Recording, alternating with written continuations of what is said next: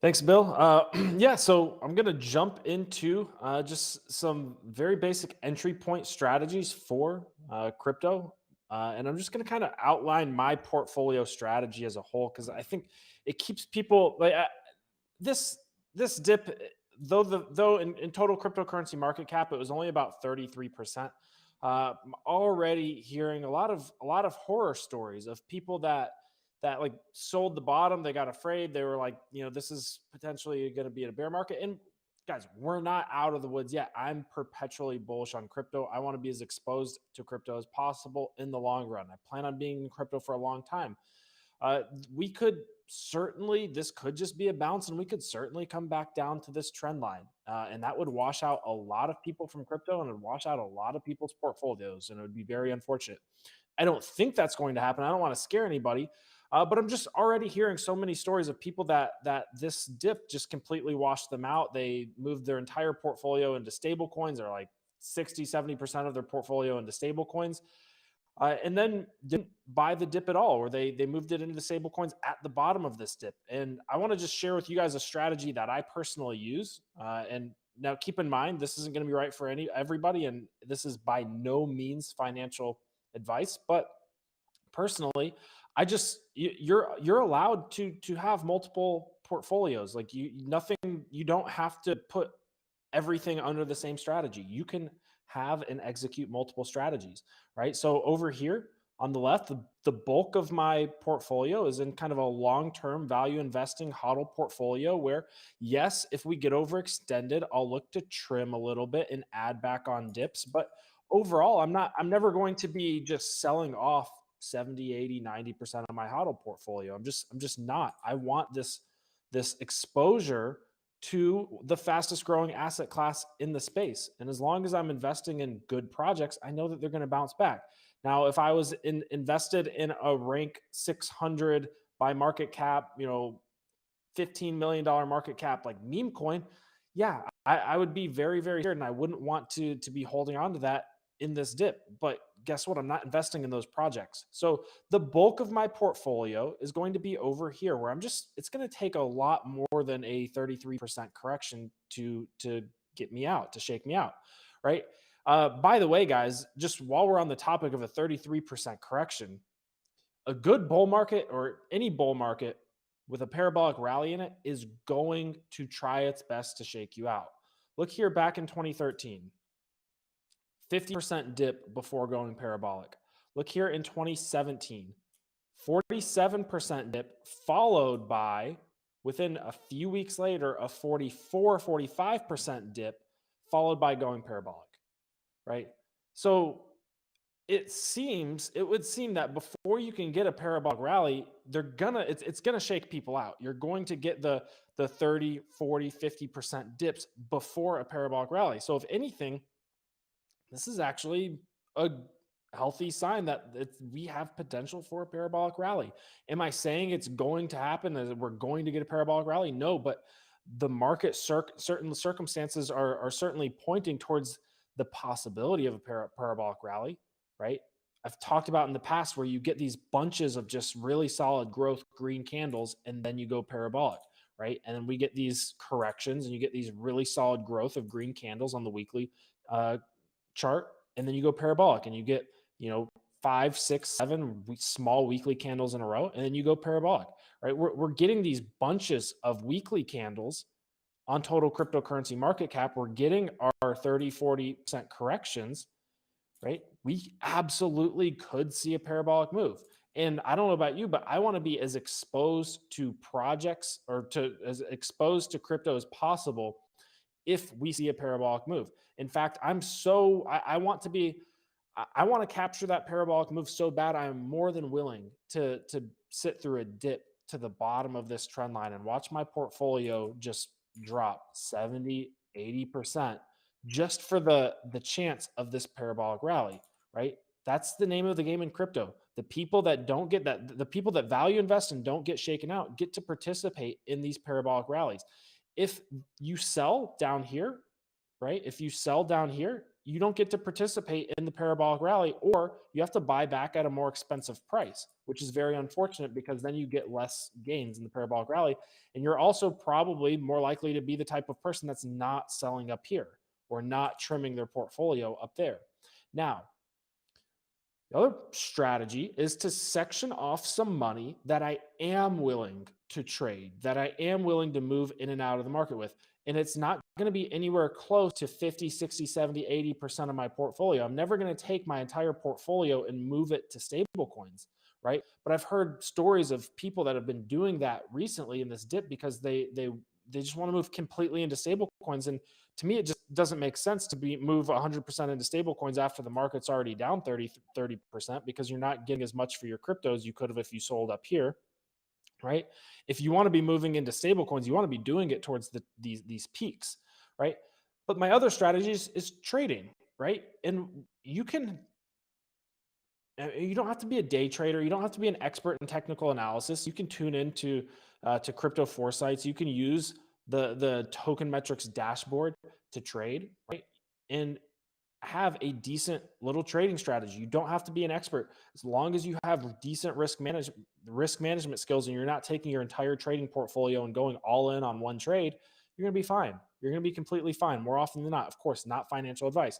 So with that in mind, right? With that in mind, let's talk about some potential entry points in case you did miss the dip, in case you didn't buy the dip and you're wondering, all right, where do I get back in? Well, two things we want to be looking for, right? If we missed the dip, and I'm almost always going to be trying to buy these dips, right? Buy the bottom. If you miss the bottom, two reversal patterns I want to be looking for: reverse head and shoulders, bump and run. Two of the easiest patterns to spot, especially bump and run. Bump and run pattern, you could see AVAX did it perfectly. AVAX, this was a bump and run. You had your downtrend line, your downtrend line was established here, right? Failed here. We broke through here. That's your first sign of a reversal. That is your first sign of a reversal that AVAX wants to go up. Then it's going to come back down and retest this downtrend line. If it finds support here, that is your confirmation that AVAX wants to go up. Is this a trading pattern that is 100% correct 100% of the time? No, but it's way more than 50% correct. And if you're looking to go long on good cryptocurrency projects, more often than not, it's going to be correct, right?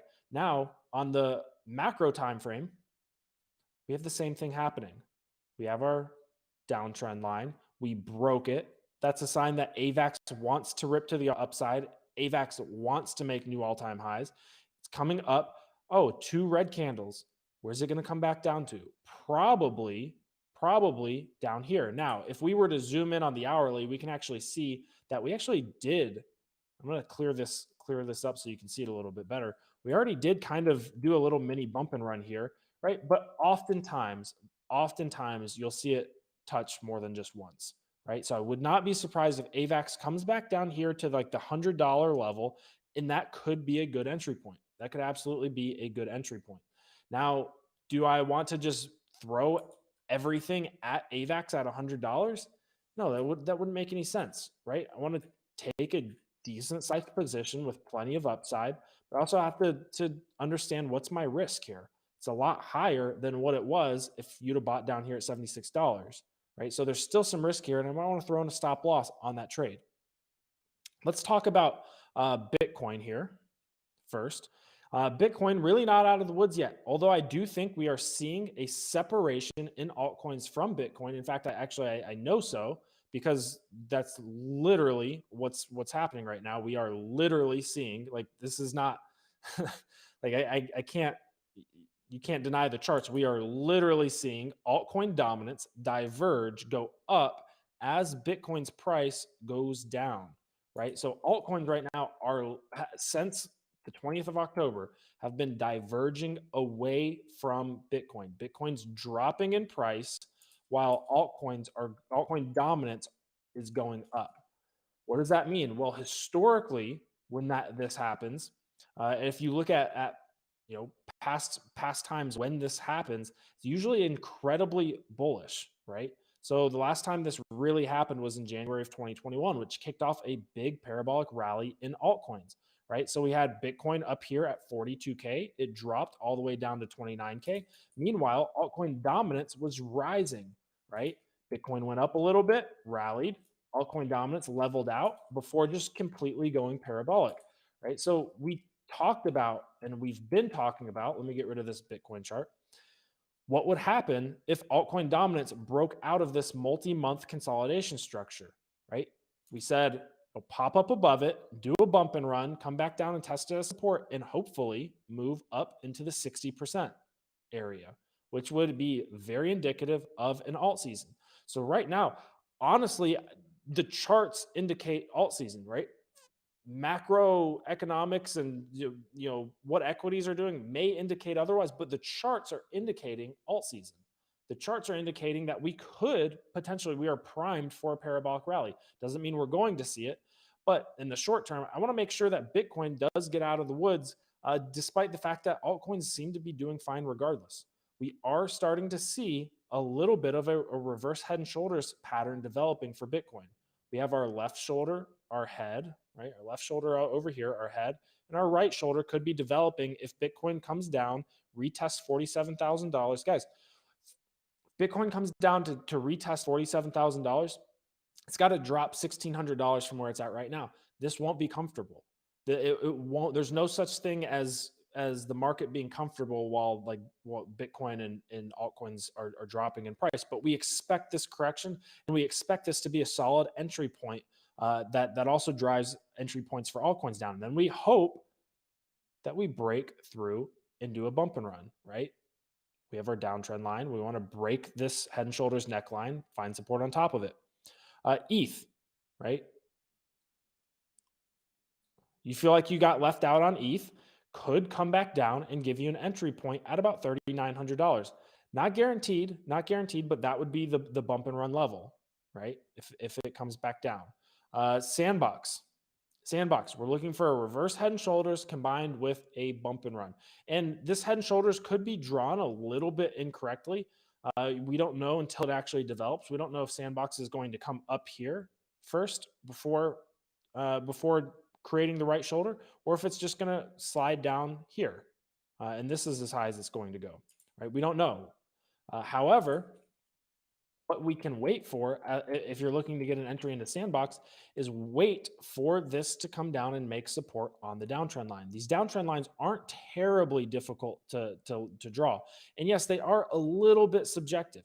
They're a little bit subjective. We could move this up and it would look like, oh, well, we haven't really broken yet, or we've barely broken.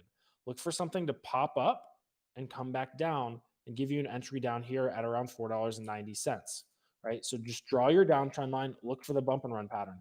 Luna already, this pattern's already played out. It's already played out. We had our bump and run. We have our downtrend line on the green. We came up and so we had a downtrend line established, right?